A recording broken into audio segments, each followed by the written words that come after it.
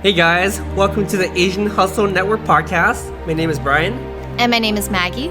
And we interview Asian entrepreneurs around the world to amplify their voices and empower Asians to pursue their dreams and goals.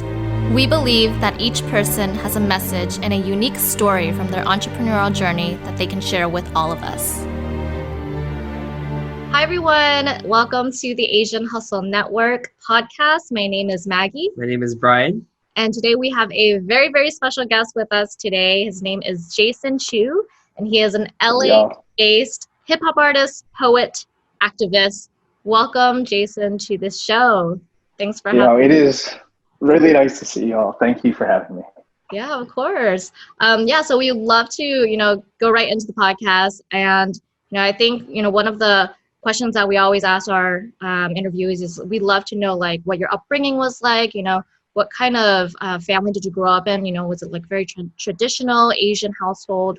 Tell us a little bit about that.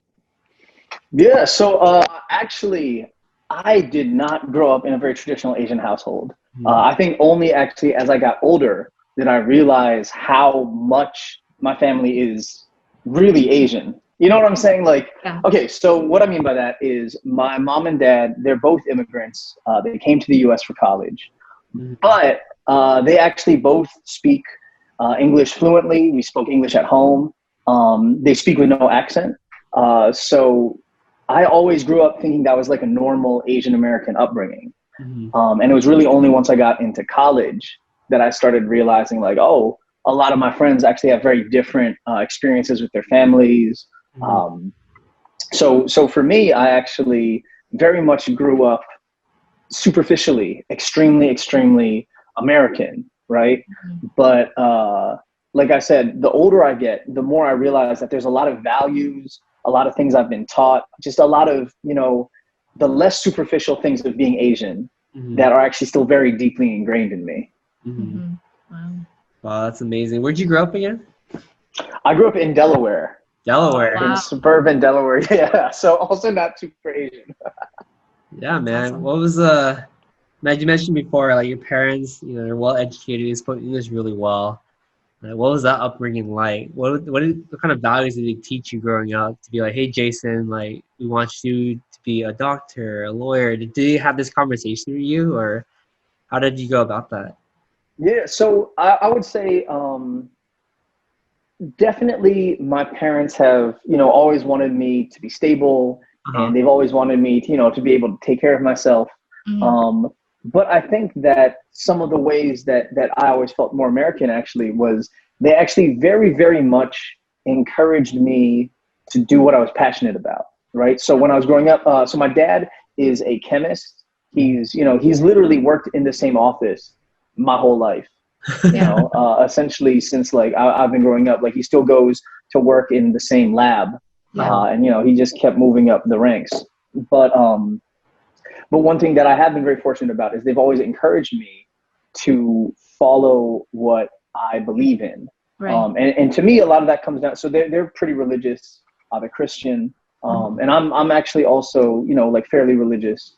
But, it's been really cool because the way that religion translates itself into their values is that they say, hey, as long as you're a positive impact in the community, as long as you're leaving something, building something for people beyond yourself, beyond just us, they consider that a positive thing, which, then I'm realizing the way that we approach, family, or the way we approach things like money can be very Asian in terms of, like I was definitely raised to never go into debt, raised, definitely, saw them like pay cash for cars, or for, like all kinds of things like that. But yeah, I would say that definitely the values I was raised with were this idea of contributing to a unit that's bigger than the individual. You know what I'm saying? Yeah, that's amazing. That's really refreshing to hear because, it seems like your parents were very supportive, and you don't get that a lot in Asian households. They always want you to become a doctor or a lawyer or something like that, similar to what Brian said.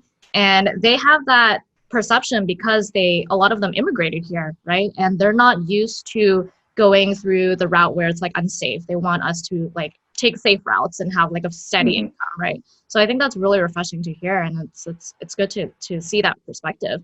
I love to know, like, you know, what you were doing before you became an artist, and like if you were like, what was that transition like? I know you were talk about like your passion for music and like how you kind of like fell into that and how you know found your passion for music. And where did you go to college to and study? You Yeah. know, I want to learn a lot more about that Jason before cool Jason, you know? Yeah. Word, man. I love it because, you know, we've hung out a couple times in person, and then we've been, you know, friends for a little while now. So this is really nice. It feels like we're just hanging out. Yeah. So So I actually went to Yale University. So, you know, I studied really hard in high school, and the funny thing is, you know, on some, again, superficial levels, my life has very much looked like a model minority kind of stereotype pathway. You know, studied really hard, was into science and tech, and I actually got some scholarships and got into the Ivy League based on studying bio, like doing research. I was part of this research program at MIT when I was in high school. All of this really, really great opportunities that were afforded me because, you know, I was very much in a family that values education, values, you know, learning and knowledge and those kinds of accolades, you know. Yeah. But you know, going to the question that Maggie asked also, for me, what it really was I went to college.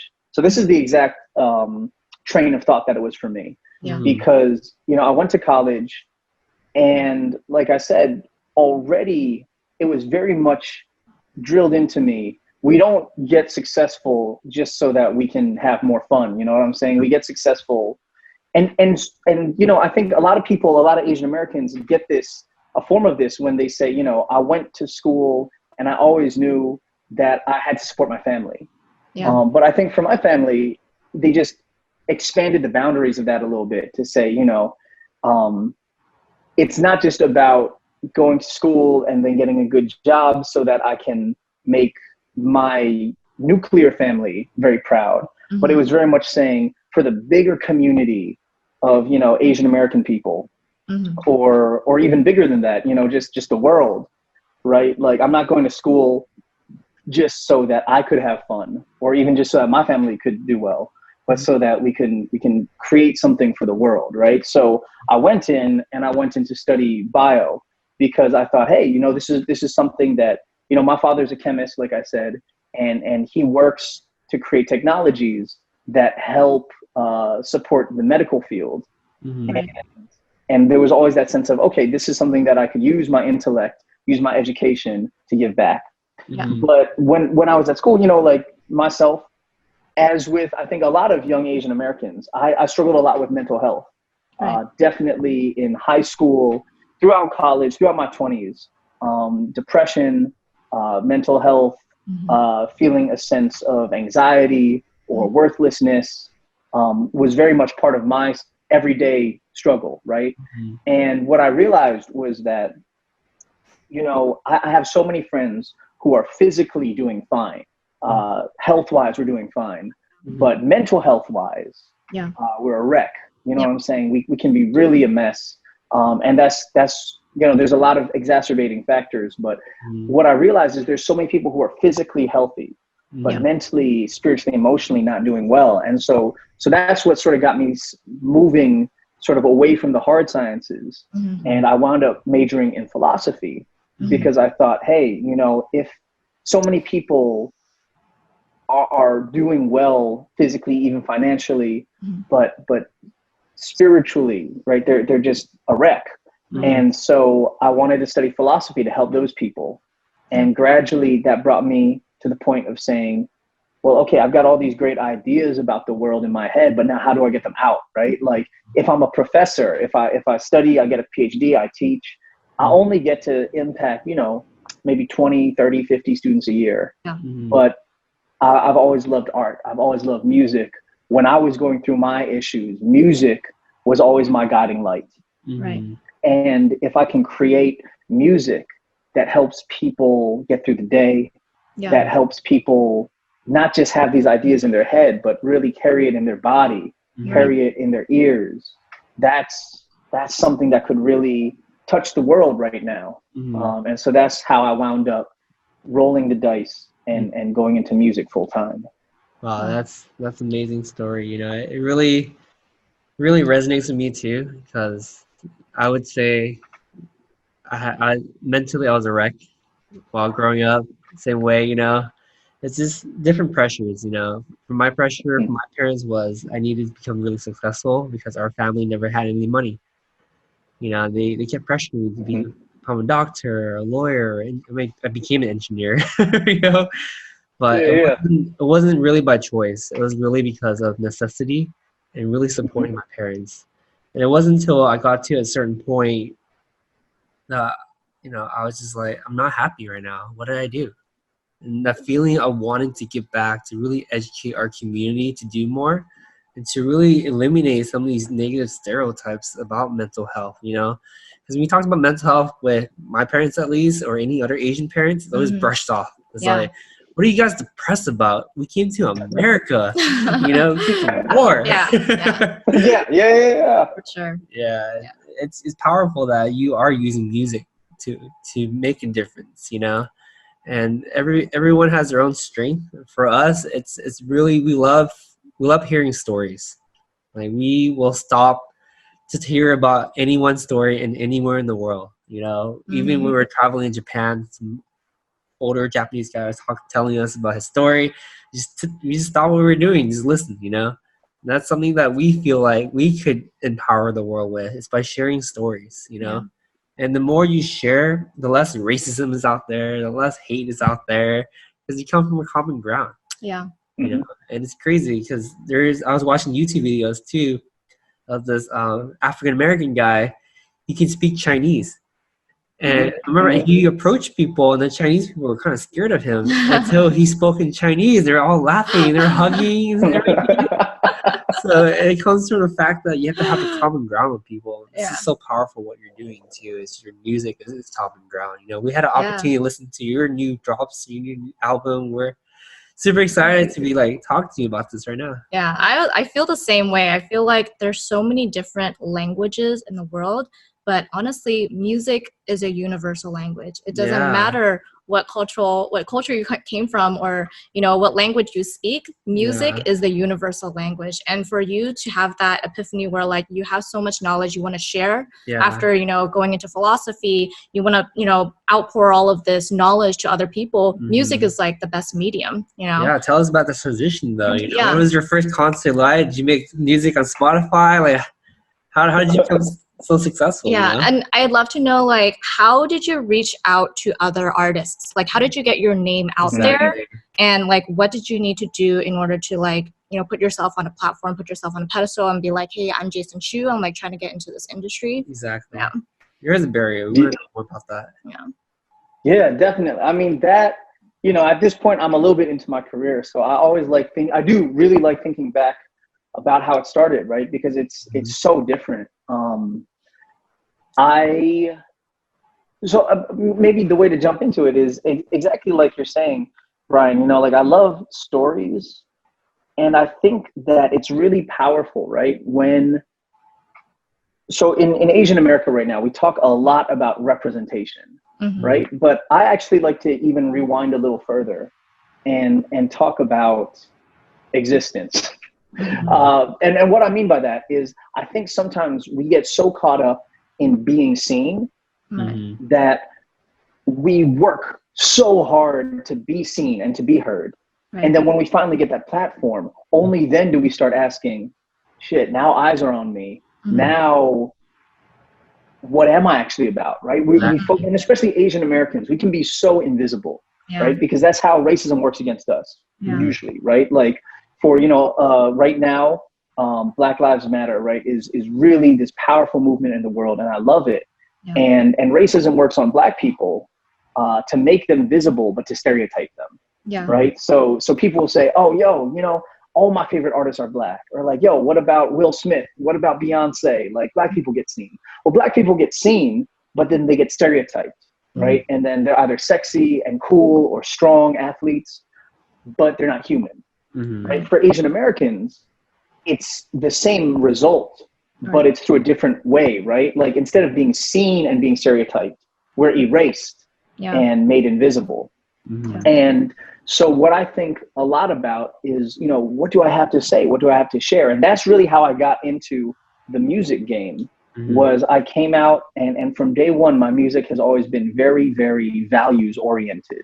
Mm-hmm. Right. You know, our friend Andrew Chow from Boba Guys, Mm-hmm. Andrew always talks about having a value oriented brand, right? Where my brand is actually, and from day one, this has been true. It's been more about what I'm saying than how I'm looking saying it, you know? Mm-hmm. And so that was really how I got into the business, was that I was just making music that tried to say something. I started putting music out on YouTube when YouTube was still really like, you know, viral, and it was very possible to go viral on YouTube. Yeah. And the first couple records that I had that got me starting to tour and starting to get booked on the Asian American college scene was records that were about, like you're saying, like story, about what it was like growing up, about, you know, just things I was experiencing in life. And that's always been kind of my trademark, more than one particular sound, more than one particular image. Has been, I'm a guy that, you know, if you bring me out to your school or you bring me out to your performance or festival or whatever it is, I'm going to come and I'm going to have a message for you. You know, I'm going to have something to say about the world. And that's, you know, so obviously I'm a very proud member of Asian Hustle Network. You know, one of very, very many members. I know there's a ton of members, which is incredible. And I love seeing people who join in the network doing their little intros, you know, and saying like, and that's really a form of storytelling, right? And I think everyone's kind of tapped into that. But to me, what's even more powerful than just a story, right, is the idea of, through stories you can discover who a person is. And you can tell when somebody's using a story to sell a product, right, versus when somebody's got a product, but that product taps you into a larger story. You know what I'm saying? Like, I think a lot about the idea of, are we using, you know, are we leveraging the power of a story well told just in order to sell a product? Right. Or is the product just part of this natural, organic lifestyle that we're building up? And the intros that I see on AHN that always strike me closest to the heart are when it seems like somebody really is just giving themselves. Yeah. And you know, they might have a thing that they do, or you know, whatever that they're trying to, but you know, forget the call to action. You know what I'm saying? It's 2020. If I am interested in you, if you sound like a really dope person, I can find everything about it. I'll find your website. I'll find your Instagram. You know, like, and I understand the funnel and the CTA and the click-through. I understand all of that. But first and foremost, right, there's like 1 billion plus people out there who want me to click on their link. Right. More than that, is this a person I want to influence my life? Right. And that's been kind of my guiding principle with my music. That's what got me into music. That's what's kept me in music. You know, some years I haven't had a record go big, or I haven't had a campaign that went well. I didn't get much coverage. But the heart of it has always been, do I have something to say? And if I don't have something to say that can really help people out, then I just got to work on me. You know, I got to figure out what's going on in the world. And then if I got something that I look out there and I can genuinely say, you know what, I think in this time in the world, what I have can be powerful and can be used to help people, then I mean, it's not like it sells itself. You know, you still got to be smart about it. Yeah, for sure. To me, that was the foundation of what got me into music. And then, you know, a certain target audience saying, this is something that we've already been looking for. Right. We just haven't found it, or this guy's doing it in a little bit of a different way that helps us access it. And then that's what really got me on the road.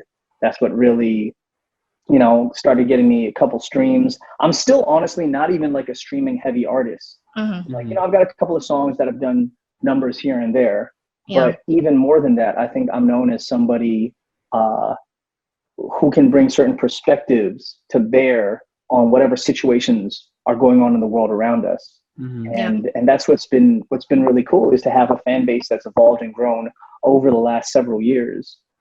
And it's not based on like, yo, man, we just really want to hear that one single you got. It's more like, hey, we really enjoy you and we're interested in you, and let's have that relationship. So that's kind of how I got into the music full time, and have been able to sustain it. Not a lot of artists, especially on an independent level, haven't been able to have that staying power, and I've been very fortunate and blessed that people keep stay tuned in. Definitely, that's amazing. Yeah, I 100% agree with you. About the stories. I feel like, or I'm sure I can speak for Brian as well. Like, everyone has their own story, right? And it doesn't matter what your story is; it's your own story. And there are certain things that happen in your life that is representative of who you are, and no one can change that, right? And if we are to share our stories, no matter like what our culture is, no matter what our religion is, gender identity, whatever it may be, if we share our stories with one another, we can understand each other's souls, right? And if we understand each other's souls and our stories, then we're really never that far away from each other. That's that underlying, understanding within each other, where we understanding each other's stories. And I think that's the most beautiful thing. And about like, how you're saying, if people were to understand who you are, that's where that passion comes from. If they see that you're passionate about who you are, and they know that you're passionate about your music, your product, whatever it may be, that's how they fall in love with you, right? Same with like businesses promoting their product on AHN. Like, if I can see that they're passionate about their music, or they're passionate about their product, then I feel passionate for them. If I can just see that they're just promoting it just to promote it, then there's so many other businesses out there where like, why do I have to support you if you're just, doing this one-time promotion?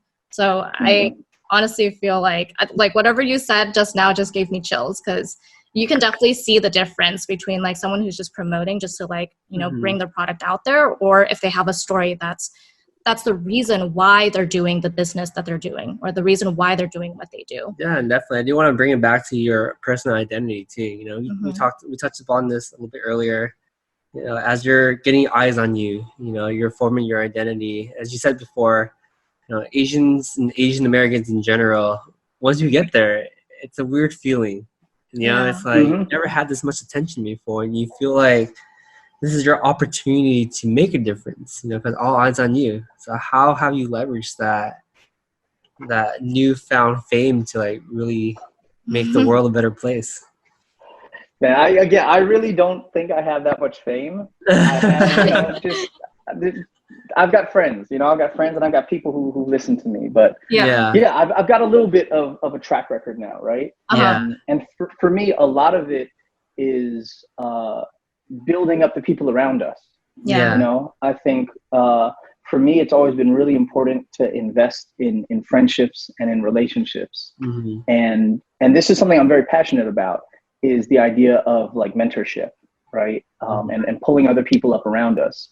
So for me, whether that's with my group Night Market, which is my Chinese American trap crew, whether that's with Night Market, whether that's with I've got sort of a boutique artist services firm that some friends and I founded. The goal has always actually been from the day that I jumped out and started putting my solo music out. The goal has always been, let me figure out what could work for me. And then once I've found a bit of a template, once I've established some best practices, how can I give that to other artists who are doing the same thing? Right? Because I think that this is, again, going back to whether that's with my family values, or whether that's just with, good community building values. The goal has never been to be successful alone. The goal has been to see our community successful, right? And you see this all the time. I think it was Meek Mill, or it was, another rapper who said, it's not about, it might have actually been Drake, come to think about it, but who said, you know, it's not about whether you're a millionaire or not, which I'm not.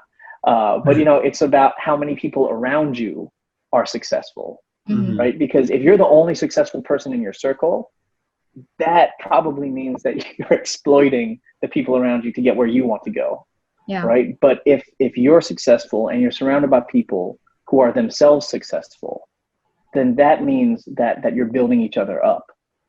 So for me, a major focus of where I'm at now is trying to pass that on to other artists who are values-based artists who, you know, want to have a message, want to build a platform, want to know how to connect with those pockets of, you know, Asian America out there, and beyond Asian America. And because that's what I think a lot of Asian America lacks, right? People talk about, what is it, like the three levers of social engagement, right? Or social status. And it's political power and generational wealth and representation. And, you know, a lot of the Asian American community doesn't really have any of that. Some Asian Americans may have generational wealth, but, you know, it's definitely about this idea of passing things forward and not just keeping it locked away. I very much believe that the world is not a zero-sum game, right? So the more that I can give to others, the better it reflects on me. And that even extends, again, going back to the current moment and Black Lives Matter and this idea that, you know, Asian Americans, it's not, let's be vocal about anti-Asian racism during COVID-19, which, you know, I know we're all part of the Hate is a Virus team, which, you know, is a movement very near and dear to us. And I love how our friends and that movement, instead of saying, oh no, we're only going to talk about anti-Asian racism, we've really said, no, you know, hatred, racism, you know, whatever, misogyny, ableism, homophobia, these are issues for all of us. Right. And, you know, I'm not queer personally, I'm not a woman, but these issues are things that I should speak up about. And I'm trying to build up my platform, my Asian American platform, not so that I can just speak on our issues, but so that we can lend a hand when other communities are facing issues of their own, which again, only makes us more credible when we speak up about our issues, right? And I think that this idea of winner takes all, that's actually not how any successful community does it. No successful community or individual or movement says, let me get mine and then forget the rest of you, just show up for me. Right. You know, we win when we build strong networks that give to the people who need it at the moment. And then when it's our turn to come around and say, hey, I need a favor now, or hey, our issue's coming to the forefront, then we can call others in as well. Definitely. That's a strong foundation for any strong partnership, you know. Yeah. I think I was talking to people too. I think having a giver's mentality when you're working with someone, like always help first without really expecting anything in return goes a long way. Because the world goes in full circle, right? As you mentioned before, if you come from a taking mentality, you're not going to get anywhere because you just establish yourself as the selfish person, as as a guy who always has a ulterior motive. You don't want to be that guy. You know, this not only pertains to the Asian community, but to any other community too. You know, we want, during the time when COVID was going off and there's so much racism against the Asian community, we wanted other communities to speak up on our behalf. Right. You know? And it's really hypocritical for us to like not speak up during the Black Lives Movement and expect them to stand up for us during another incident, you know? Given that COVID is still very much raging on right now and all over the world, it's really, you really have to come from like this giver's mentality first in order to expect change, you know? And that also stems from like an abundance mentality. It's like you have to think from there's so much resources out there, so much money out there that all of us could succeed. But unfortunately, what we see in the Asian community is that people come from a scarcity mindset almost 60% of the time. Now, I would say 40% is in the clear because, you know, we're first generation, second generation Asians now. We're very American, you know, very westernized.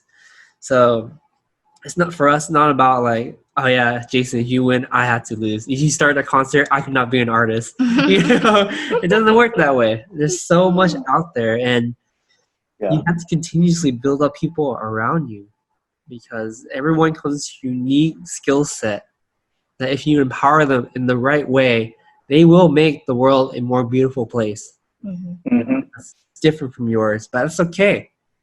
Different is great. It's always good to have an open type of mindset to look at that and be like, hey, look, I can make it pretty my way. You can make it pretty your way. Let's both do it together. It's super important. Yeah. Exactly. Yeah. Exactly. Yeah, I think a lot of Asians feel the same way where, if I have this certain idea, I'm not going to share it with others because someone else might take it, right? But honestly, no one can do it your own way. You have your own style, you have your own certain mentality, you have your own, experiences, and no one can take that away from you. Yeah, we've seen it a lot at the very early days of Asian Hustle Network. Yeah. Some guy would post like, what would you do if you have $50,000 to invest? And the first 5 comments were like, I'm not telling you my idea. You're just going to steal it. I was like, Jesus Christ. Everyone was like laughing and they're like, what? Why are you expecting me to tell you my idea? But it's crazy to watch the group evolve over time and really encapsulate what we feel like the group should be. It's open, sharing, helping each other, sharing your story, Jason. You have a powerful ass story, man. And we want to make sure we have more people listen to your point of view because, philosophy major, rapper, activist. So, like Brian said, we know you're an activist and you've been in like the founding team for the Hate is a Virus movement. Tell us a little bit about like how you were able to use your platform, or if there was like a moment in time where you discover like, hey, I have this platform and I can make positive social change.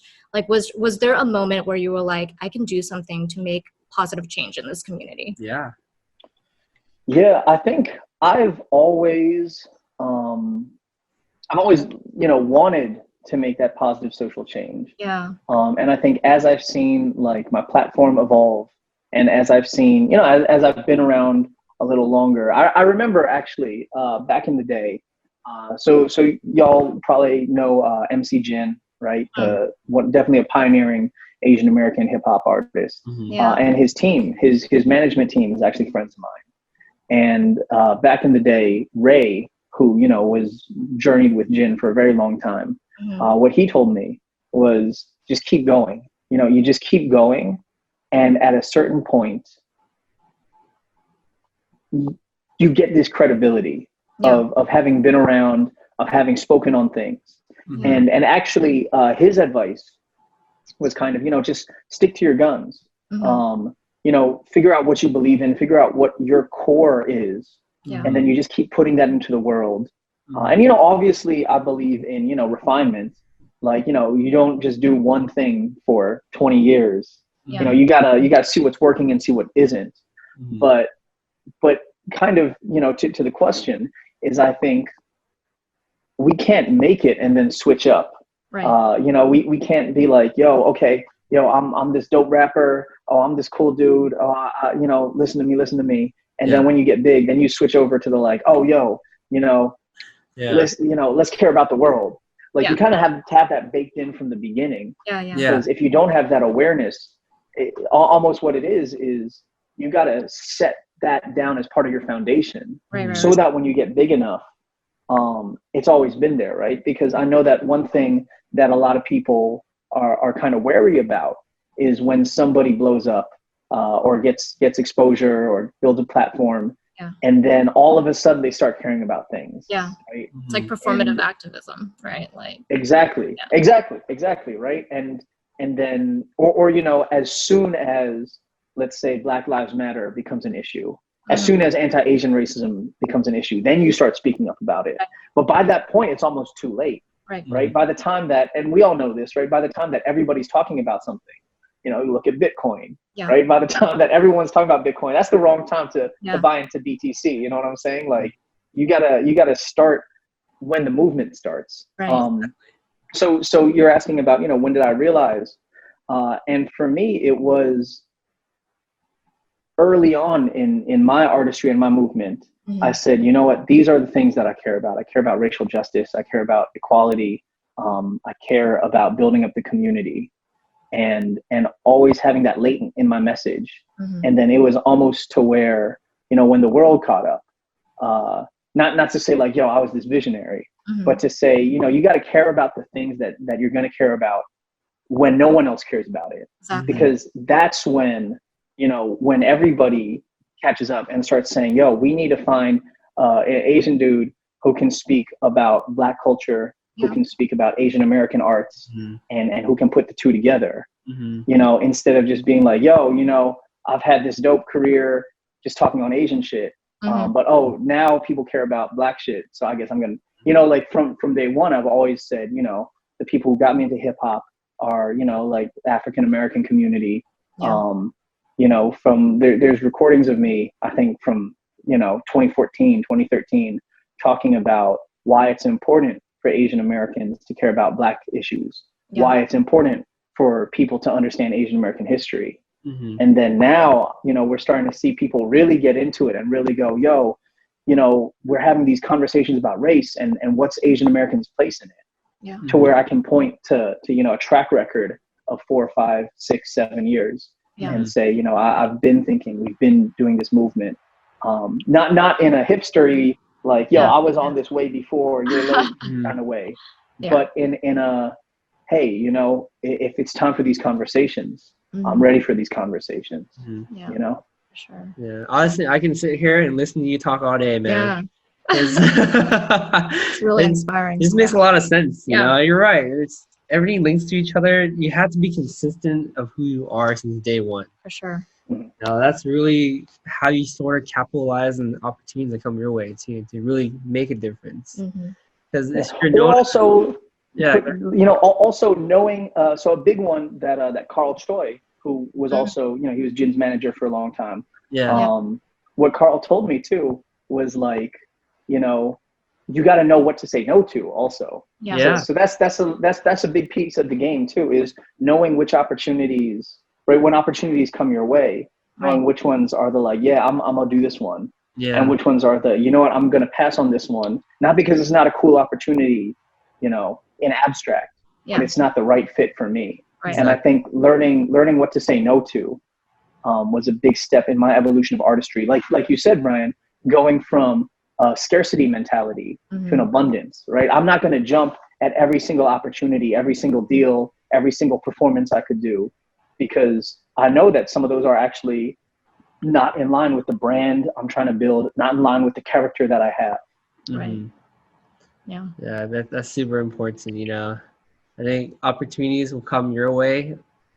Basically, it's kind of like a weird mentality, because you have a mindset to look for opportunities, you're gonna spot them easily. You know, and it's even like a casual conversation with someone you just meet. You know, when you spot the opportunities, like, hey, like, I want to learn more about this, or can we possibly collaborate? You know, it really starts with you as a person too, to know what you even want. You know, I think I always tell people too, like, when you come to like a network situation, you don't know what you want, you're not gonna get anything out of it. You're just gonna meet people for the hell of it. You know, you know. There's nothing wrong with that. There's nothing wrong with that. But if you come in knowing what you want to do already, opportunities are everywhere. You know, and anyone can do it too. It's not because you're blessed in any way, or, you know, you're rich or so and so. It's because your mentality is straight. Yeah, and people can see that. People see right through you, you know. And if they can see that you know what you want, they will most likely throw themselves at you. Law of attraction. Yeah. Also, a great story about that. So there's a girl now who's a good friend of mine. This girl, Zeta Zhang. So she was the first Asian American wrestler signed to first Asian American woman wrestler signed to WWE. And she's a professional wrestler. She wrestles all around the world. She's in Taiwan right now. She does all sorts of dope shit. So there was a time when I'd seen her around in media. I was like, yo, this girl's really, really tight. And then there was one day when she posted on ACN, Asian Creative Network. And she was just like, yo, this is who I am, this is what I do. And I'm trying to do a record, do a new Ring intro theme. And, you know, I'm looking for a Chinese American rapper who can spit in Mandarin, who can do yada, yada. And I didn't even see it at first, but a couple of my friends or a couple people even who knew of me were like, yo, this is the guy for that. And they tagged me in it. And then she and I just started building, and now she's a good friend of mine. We've got some stuff, some collabs coming out, and even more than that, we're just friends, and you know, we're moving in the same circles. Yeah. And that was an opportunity, I think, of exactly what you're talking about, to where I'd established a reputation for being a certain kind of person and doing certain kinds of work.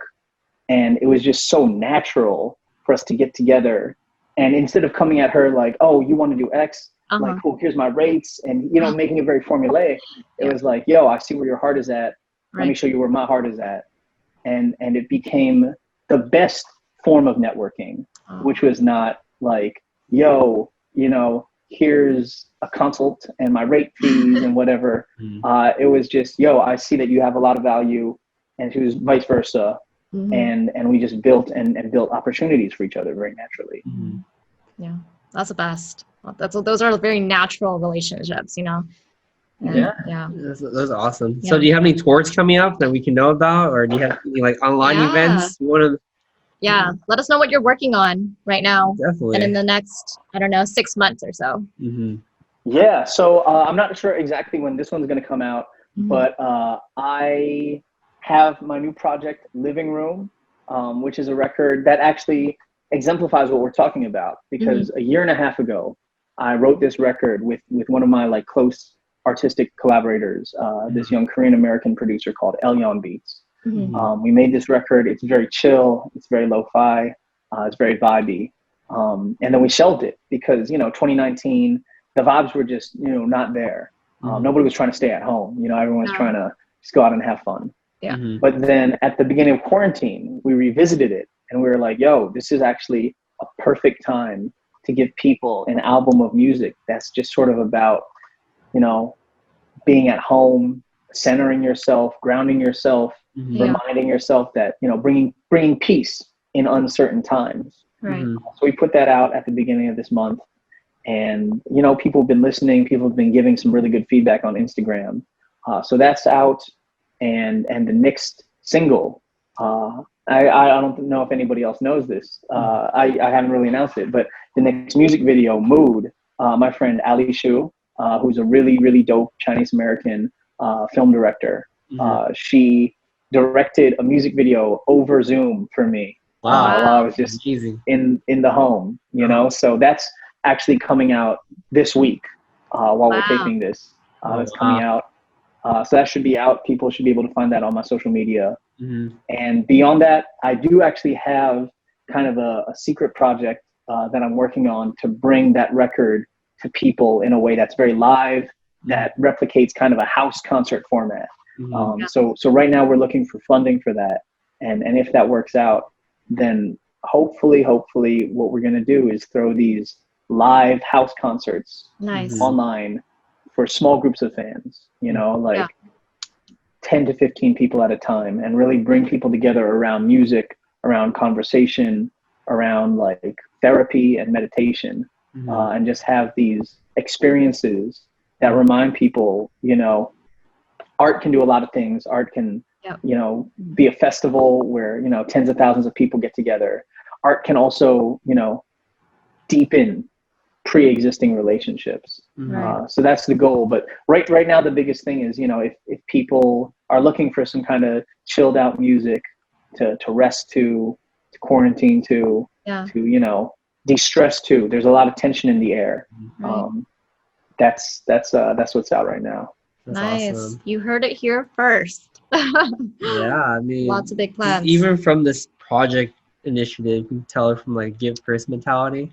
You know, you sense from current events what's going on. And you're absolutely right. Like everyone's is stressed in their own way. You know, there's so much going on this year. It's absolutely insane. You know? Yeah, we really appreciate these type of efforts too, to really give back to people and the fans and community. And these are things that are least talked about too. You know, like getting together is therapeutic, good for your mental health. You know, what you're doing is you're creating projects around who you are, your own identity, and your brand. It's so important. think like in the middle of this pandemic, like we're all still expected to, you know, be at 100% of our productivity, right? And we're still expected to work all the time, but we never really talk about like how we're doing emotionally, like you said, Jason. And what you're doing, it's going to touch a lot of people, and you know, it's something that they didn't know that they needed, but it's something that is really much needed. Yeah. Yeah. Thank you. I need it too. I'm joining. I'm coming. Me too. Me too. Thank you. Thank you. Yeah. Hopefully we can throw, you know, if we get this funded, if we get, you know, whatever support and backing we need, hopefully we can throw some living room sessions for the AHN community and, awesome. You know, bring people together. That'd be really, really, really fun. Yeah, that'd be dope, man. We'll totally be supportive of that. You know. Yeah. Awesome. All right. So we are almost at the top of the hour. I want to ask this last question for you, Jason. If there was one message that you want to relay back to, you know, the community, whether it be like the Asian community or just the entrepreneurial community, what would that message be? All right. So it's, I'm wearing this, I'm not going to show you my pants right now because that's weird, but it's actually, it's written on my pants right now. And this is why. So I have this slogan, and my slogan is fear is easy, hope is real. And so it's on my pants right now because we did some merch with that, and then but I'm not going to, you know, put y'all through that. But my message from day one has always been that fear is easy and hope is real. Right. Fear is so easy to give into, you know, whether that's the fear of saying, yo, my friend Simon Tam from the Slants says this really well. He says, you know, if I make $1 million, I don't need $1 million. I'm going to reinvest most of that into the community. Right. And I'm going to do that without the fear of saying, what if tomorrow I don't have $1 million? Right? Because stuff comes and goes. Right. When we operate, you know, I think another name for a scarcity mentality is a fear mentality, right? Saying, shoot, if I give this away, what if I don't have enough tomorrow? Right.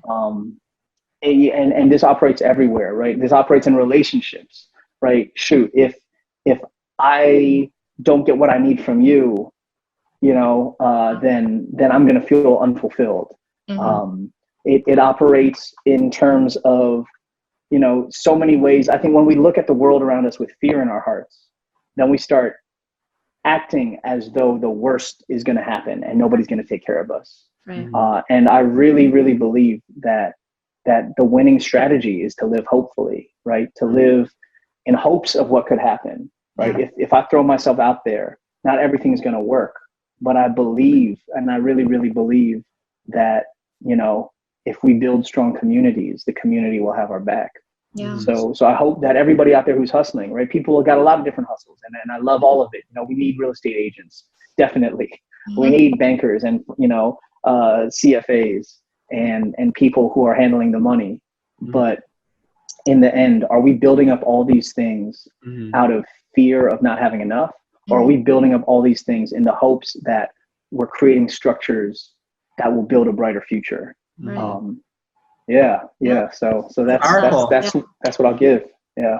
Love it. It's powerful. Yeah. I mean, it's amazing, man. It's a powerful closing statement. I love it. I love it a lot. I heard. Yeah. I mean, thank you, Jason, for being on the show. We had a lot of fun. You know, this entire conversation feels very trance-like. It's like a really chill, good conversation about who you are, everything that's going on, point of views, your lessons, who you are. You know, is there any other way that we can help you? Just reach out anytime, you know. But how can our listeners find out more about you and reach out to you?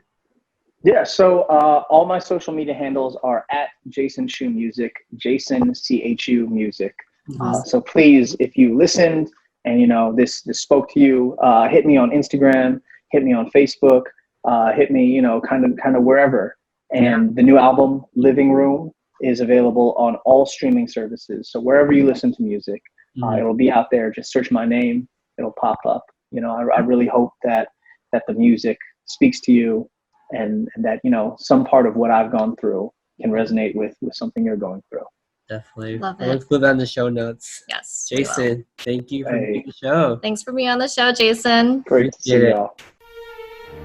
Hey guys, we hope you enjoyed this episode. Please subscribe to the show. We would like to get to the top 10 on iTunes, so be sure to leave us a 5-star review. We release an episode every single Wednesday, so stay tuned. Thank you guys so much.